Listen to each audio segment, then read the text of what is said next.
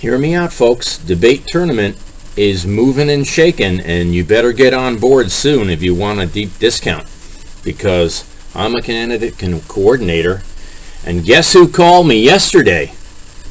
Yep, none other than Kim Klacik, and on the same call, Carla Spaulding. Do you know Carla? You should. She's running, here she is in the white.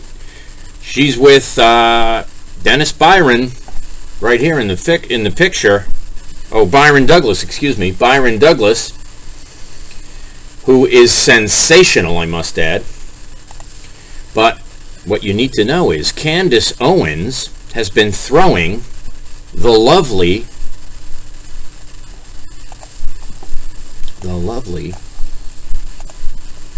Kim Klacik under the bus for no reason at all. Just, I guess she's jealous that these two ladies are much prettier than she is.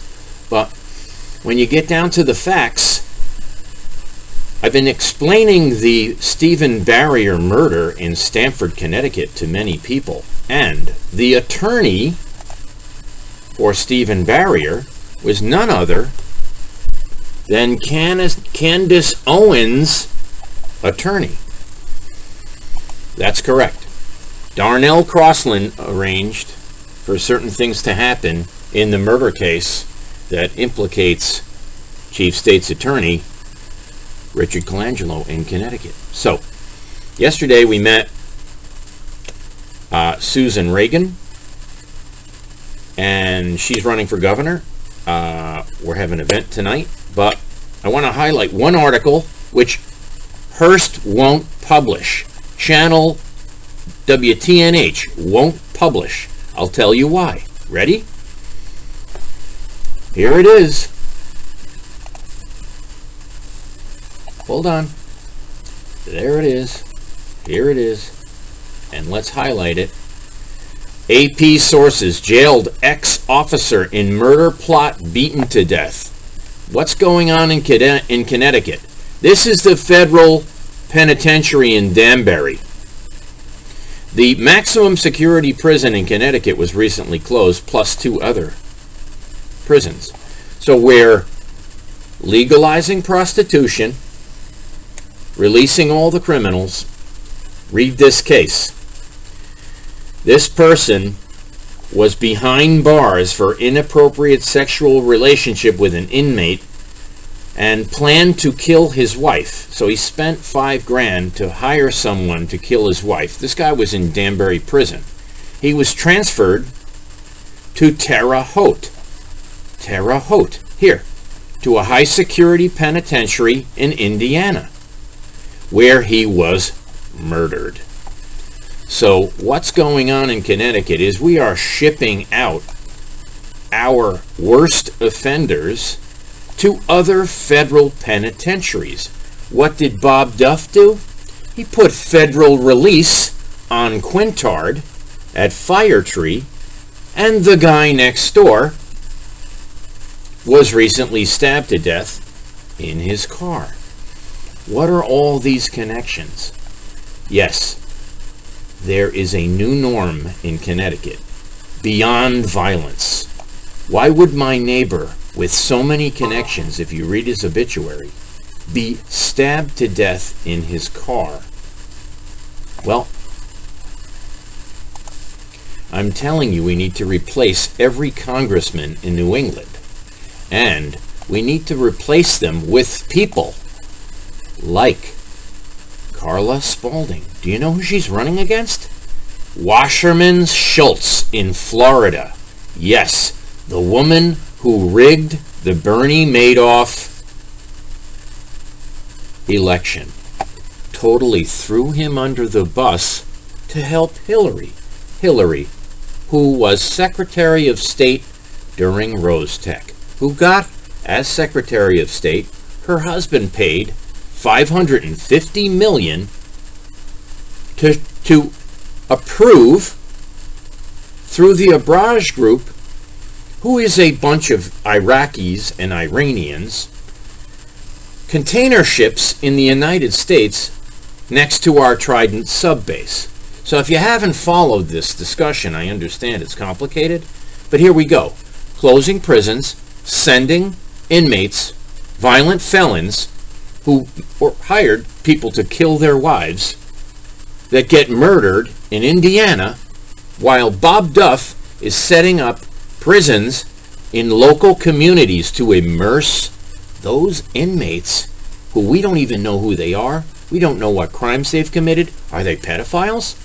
Well, their office is right in front of the bus stop on my street. So I say to myself, get rid of Bob Duff. Are you joking me? I've got 3 calls into Dean O'Brien last week alone about multiple things. Multiple things. They're all important to me.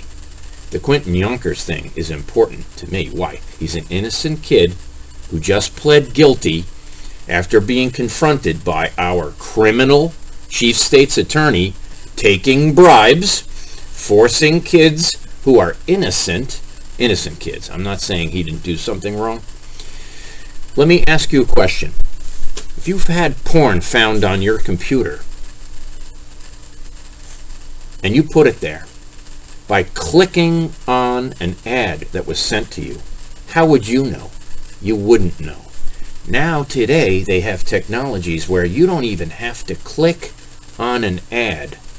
They have spyware software like Pegasus.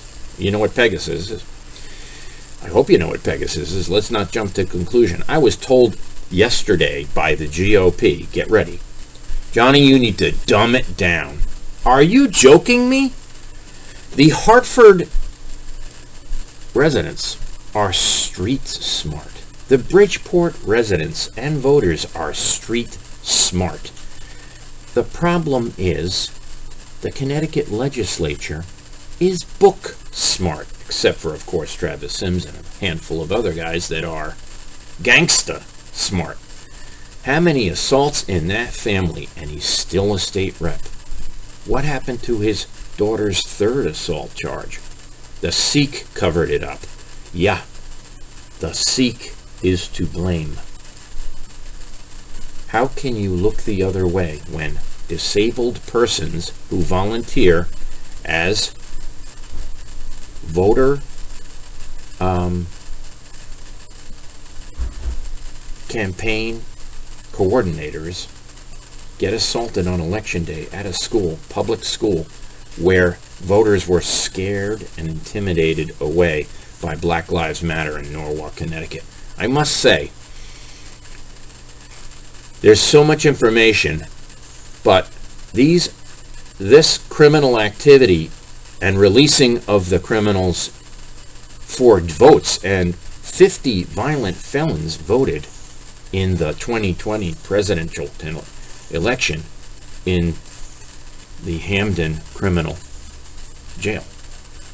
And by the way, the maximum security prison is taking the remaining 65 inmates and putting them in psych wards where the hospital workers aren't prepared to deal with violent felons, have never been trained with violent murder felons. Now they're being locked in rooms, and I have pictures that I am not going to share, but we do have evidence of quite a bit of wrongdoing, and you must ask yourself, what is the Claims Commissioner doing? Dismissing 99% of the cases sent to the Claims Commissioner by the General Assembly. I am telling you folks, there are state-created liabilities of immense magnitude occurring. And if you don't know who the judges are taking those cases, you should never go to court with them. If the wrong judge is assigned to you, look at the Quentin Yonkers case. Do you know who that is? He's a friend of mine. I went to bat for him, and I called New Canaan this morning at 7 o'clock. No callback in a week and a half. No callback. They already threatened him with an enormous bail amount. I imagine the parents had to put up their house. The mom had open heart surgery. The kid is wonderfully nice. I've known him since he was 5. And I ask myself, why isn't the state prosecuting our chief state's attorney, who I confronted in Easton, and I recorded it on this computer? And he would answer no questions. So we're at 10 minutes. It's way too long. Meet me at Rhode Island today, this afternoon, cocktails, 6 o'clock, the Andrea. And if you're coming as far as Stamford, it's a 2-hour drive. Exit 92, near Foxwoods, make a right. Go to the Andrea.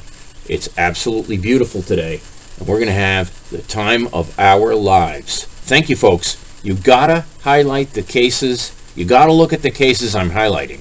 If you want to understand how to fix Connecticut, and no one else is even interested, even my opponents say, you really shouldn't accuse the police of anything. I say, hold on a second. If they were honest, I'd have no problem with them.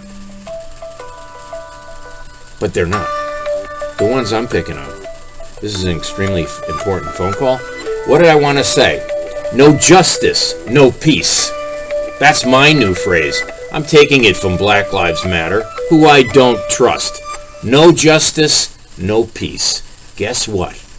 I'm a conservative Republican. No justice, no peace. Okay? I'm not saying they're all racist. I'm not. I'm saying we have the majority of Connecticut police officers are most likely good. But then again, we have others. I've been naming names. I can name 5 right here if you want. But I'd rather just leave it as my new saying. The Republicans better take it over if they want to win Hartford, New Haven, Waterbury, and Bridgeport. No justice, no peace.